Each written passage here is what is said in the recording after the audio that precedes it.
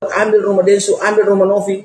Sehingga Agus itu besar kepala bahwa dia tahu uang milik dia. Mereka lah yang membangun stigma, uang itu milik Agus. Itu bukan uang milik Agus. Sudah berkali-kali saya bilang, itu uang adalah milik para donatur untuk ya kondisi matanya Agus.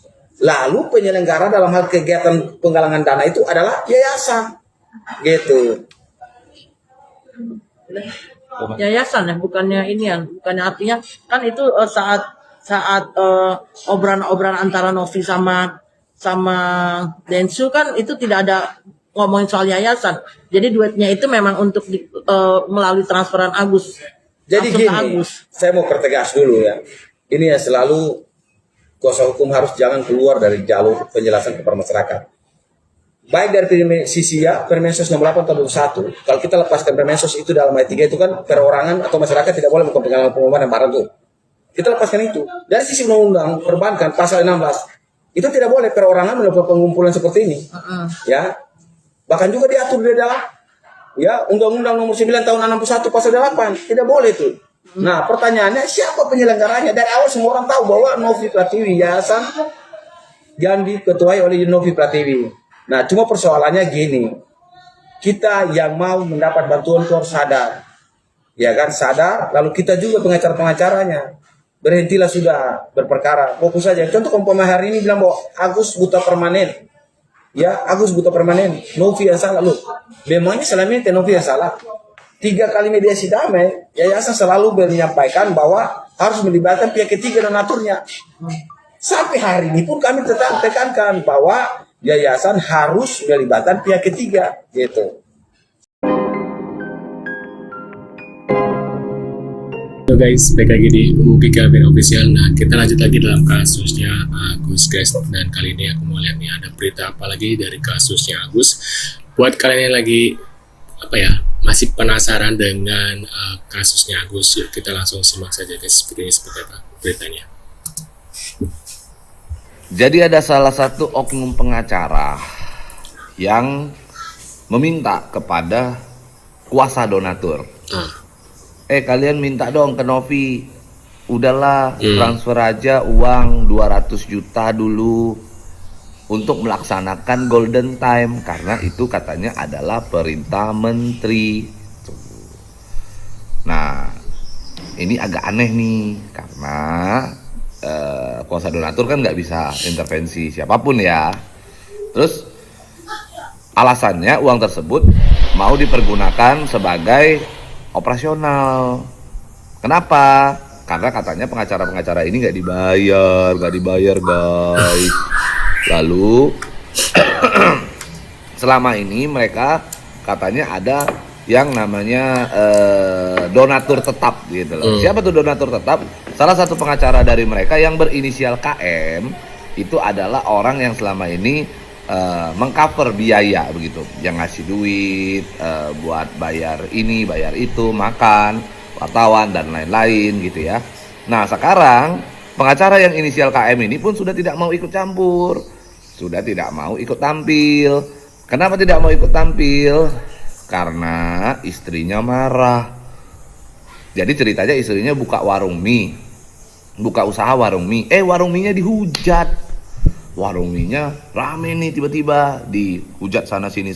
Akhirnya dia memutuskan untuk tidak lagi gabung atau tidak lagi tampil bareng. Nah, itu breaking news. Pokoknya intinya Siapa tuh ya guys ya, KM itu siapa ya? Nah, ini kita lanjut lagi, ada sebuah video yaitu dari Farhad Abbas nih. Siapa yang mau bagi-bagi uang orang buta katanya guys? Yuk kita lihat bareng-bareng. pengacaranya sana udah datang ke saya mau minta dibagi-bagi uang ini. Saya bilang saya nggak mau, niat saya awal nggak, malah kita ngasih Agus. Kalau lu mau ambil bagian uang ini, inisial G dan inisial PB, mau ambil uang ini, ambil aja. Tapi kalau masyarakat menanyakan uang ini, kita bongkar, kamu yang ambil. Gitu aja. Habis itu marah sama saya, makanya diperlambat ini perdamaian. Katanya ngaku orang kaya, ngaku punya duit, ini uang kecil, ngapain minta-minta bagi duit? Kan simple. Mau membantah, ada semua rekamannya. Gitu. Bahaya nih. Kalau lu sendiri di rumah tuh apa? Kalau aku sendiri di rumah atau aktivitasnya apa katanya guys, kita lihat ya. Palingan kalau aktivitas sih palingan kadang datang musisi kita ngobrol bareng, sharing bareng, terus tuh kadang kita ngeliat bareng juga gitu. Ya palingan bantu-bantuin mama, palingan istri gitu sih. Nah, aku juga kelihatan badannya gemukan, bersihan, Ya lebih cerah. Lebih cerah. soalnya nggak tahu ya sekarang tuh kayak memang benar-benar tuh selera makan tuh juga luar biasa sih gitu. Ya gimana nggak gemuk juga, kadang makan tidur makan ngobrol gitu sih gitu. Jadi tuh keadaan juga tenang gitu. Jadi situasi untuk badan aku juga untuk saat ini emang luar biasa sih, naiknya sampai nggak bisa, kadang-kadang kalau udah duduk tuh susah berdiri sih. Iya benar. Kadang tuh minta bantuan istri, saya tolong nih nggak bisa naik nih ke atas nih gitu. Badan juga bersihan ya, putih lagi. Iya, alhamdulillah sih gitu. Secara mental lah. Mental Iya. ya. Kalau untuk mental aku alhamdulillah sih. Udah sekarang tuh memang benar-benar ya itu lebih sih kita ngajarin aku udah terima apa adanya. Maksudnya udah takdir aku begini, aku sudah harus jalanin apa yang udah menjadi takdirnya aku gitu. Ini ada lagi berita bahwasanya benarkah Novi Pratiwi sebaik kata pembelanya katanya guys. Ini orang lagi dulu mukanya sering banget. Halo sahabat, berjumpa lagi. Ya. Jadi kali ini kembali saya bahas tentang Novi Pratiwi ya. Jadi ada para pembelanya, para fansnya bilang ke saya, Mbak Novi itu baik bang. Dia sudah banyak nolong orang. Berarti pasti Agus yang salah. Karena Novi orang baik. Buktinya dia sudah banyak menolong orang, kata pembelanya. Jadi begini ya, kalau patokan kalian Novi baik itu adalah channel YouTube-nya, dari video-video yang selama ini dia upload di YouTube-nya selama 4 tahun, itu tidak bisa dijadikan patokan. Kita harus bisa melihat orang baik atau tidak dari gerak-gerik dia di dunia nyata. Ya, sama kayak uang donasi ini dia bilang mau ambil untuk dikelola untuk kesehatan Agus, tapi nggak pernah datang lagi. Ya, dan banyak hal ketika dia disuruh oleh Kemensos Golden Time menyembuhkan Agus, dia ikut joget dengan Yolo Ine. Itu lebih di dunia nyata, tidak di YouTube, channel YouTube dia, gitu loh. Ya, kalau patokan kalian media sosialnya Novi, YouTube-nya Novi, tidak bisa dijadikan patokan, karena di channel YouTube-nya dia yang punya, dia yang edit, dia yang upload bagian-bagian mana yang dia mau. Dia mapah ODGJ, dia potong rambut ODGJ, dia cukur kuku ODGJ, sesuai dengan yang dia mau, gitu loh. Ya, sesuai yang ingin dia citrakan kepada kalian. Jadi tidak bisa patokan Novi baik dari channel YouTube-nya. Ya, gitu loh. Ya, belum tentu baik di channel karena channel. Katanya guys. Lu nggak tahu sih, namanya juga channel membantu orang ODGJ, pasti ada adegan-adegannya kayak gitu. Kalau si abang ini juga bikin konten yang seperti Novi, pasti ada adegan-adegan seperti itu ya, memotong ini, memandikan, yang namanya juga ya seperti itu ya. Nah ini kita lihat ya, dia ngomong apa lagi nih si YouTube-nya. Dan yang kedua, dia dapat uang, dapat gaji dari YouTube. Ya, menolong ODGJ, dia dapat gaji dari YouTube. Jadi bukan hanya ODGJ yang berterima kasih pada Novi, tapi Novi juga harus berterima kasih kepada ODGJ yang memberikan dia rezeki selama ini. Nah, dan bedanya ODGJ dalam pandangan saya yang saya pelajari, kalau ODGJ lain misalnya Pak Purnomo dan lain nolong orang, itu ditaruh di yayasan dia. Jadi Pak Purnomo mau di depan layar bagus, belakang layar juga bagus, ngurus yayasan ODGJ, ditaruh di yayasan dia. Namun untuk Novi yang saya lihat, katanya itu setelah nolong itu ditaruh di yayasan lain, ataupun mungkin dikembalikan. Jadi kan hanya untuk digunakan pas depan layar saja, habis itu dioper. Jadi nggak mau ribet di belakang kan gitu jadinya, nggak mau kotor di belakang. Ya, kemudian kalian tanya, abang bisa nggak? Bukan gitu cara berpikirnya. Saya hobi nggak jadi YouTuber gitu dulu.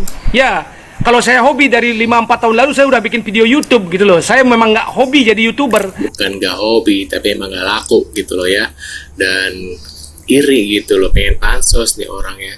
Karena ya untuk membuat konten seperti Novi itu bukan biaya yang kecil tapi besar, karena ada tim yang harus kita bayar gitu loh guys ya. Karena ada kameramen, untuk editor itu kan kita nggak mungkin sendiri ya, pasti ada bantuan orang yang harus kita bayar. Dan kenapa Tenovi pasti memakai uang yang namanya uang YouTube ya, karena itu kan buat ya biaya operasional untuk perjalanan kemana ke sini, itu kan butuh biaya ya guys ya.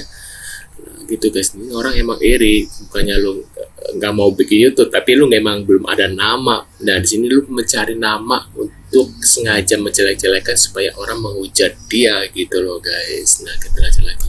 Lagian kalau saya nolong orang, nggak akan saya mungkin lebay-lebay dramatis. Gendong, rekam saya lagi menggendong lagi begini, nggak terlalu saya dramatisir begitu juga kalau saya nolong ODGJ misalnya ya. Paling seadanya, seikhlasnya aja ya. Jadi itu kalau orang baik, Nopi baik, patokannya channel YouTube dia, nggak bisa jadi patokan. Ya, kita harus lihat gerak-gerik dia di dunia nyata gitu loh. Ya, itu aja. Terima kasih. Aduh bang, wajah-wajah penuh dengan emosi dan dengki dan iri. Ini wajah-wajahnya, lihat, perhatikan tuh matanya, mulutnya. Daripada lo sibuk dengan nyinyiran lo dan Tenovi, lebih baik perbaiki dulu wajahnya gitu loh guys ya. Menurut aku, menurut kalian gimana? Ditulis di kolom komentar seperti biasa. Dan terima kasih buat kalian selalu nonton video aku. Mudah-mudahan rezeki selalu lancar dan dipermudahkan urusannya. Sampai jumpa di video selanjutnya. See you guys.